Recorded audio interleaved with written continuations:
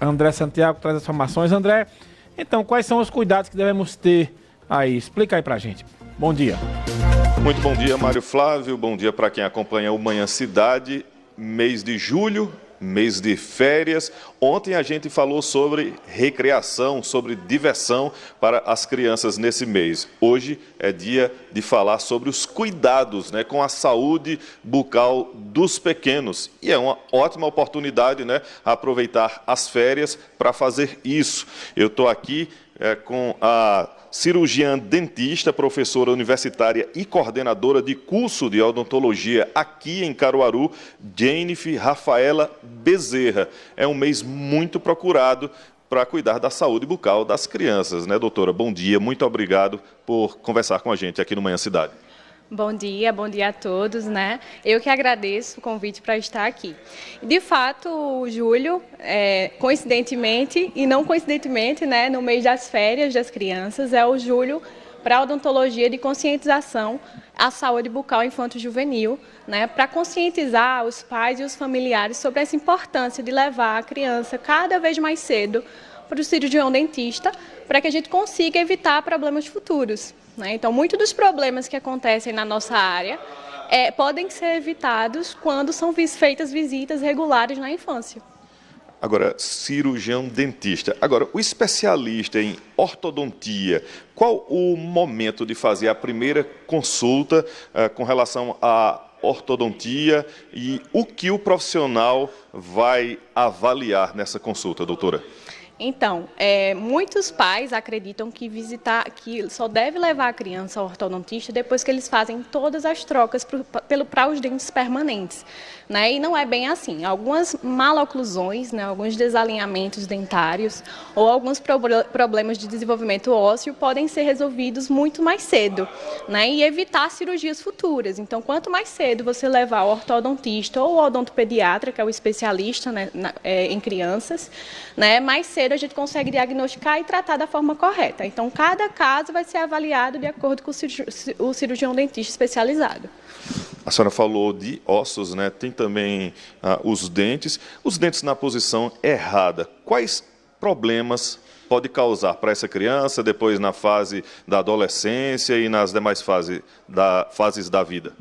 Então, além do problema estético, porque hoje os pacientes procuram um dentista mais com a queixa estética, nós temos problemas funcionais, problema na fala, no desenvolvimento da fala da criança, como também problemas digestivos. Então, às vezes, a criança apresenta problemas de origem digestiva, mas quando vai avaliar no cirurgião dentista, o problema tem origem na boca com o desalinhamento. Agora, identificando o profissional, o cirurgião dentista, o ortodontista, que a criança está com os dentes fora do lugar, o tratamento é imediato ou o tratamento, e qual é esse tratamento na maioria dos casos?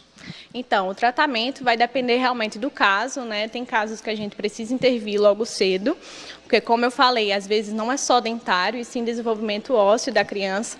Então, às vezes a gente tem que intervir com aparelhos móveis e que vão prevenir, como eu falei, as cirurgias futuras. Então, às vezes a criança, por não ter procurado, o pai não ter levado a criança ao dentista logo cedo, quando vai com adulto, só resolve com cirurgia. Então, às vezes um aparelho móvel já resolve.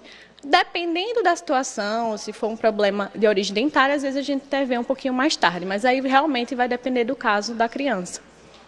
Recapitulando, mesmo com, como a gente chama, dente de leite, já é possível colocar aparelho ou não?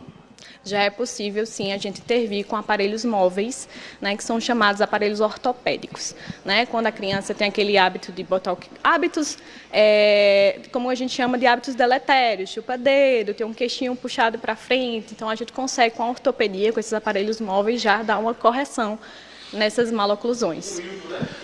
É comum bruxismo em crianças? Hoje tem sido bem mais comum, As crianças tendem a ficar muito ansiosas, Então, tem aparecido no consultório, algumas crianças com os pais queixam o ranger dos dentes, justamente quando tem uma viagem da escola, quando está perto de provas.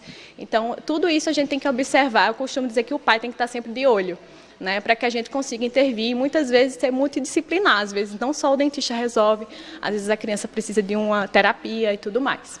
Agora, com relação à alimentação saudável, né, que não vai produzir cáries nos dentes, tem uma alimentação mais saudável? Quais são esses alimentos, doutora?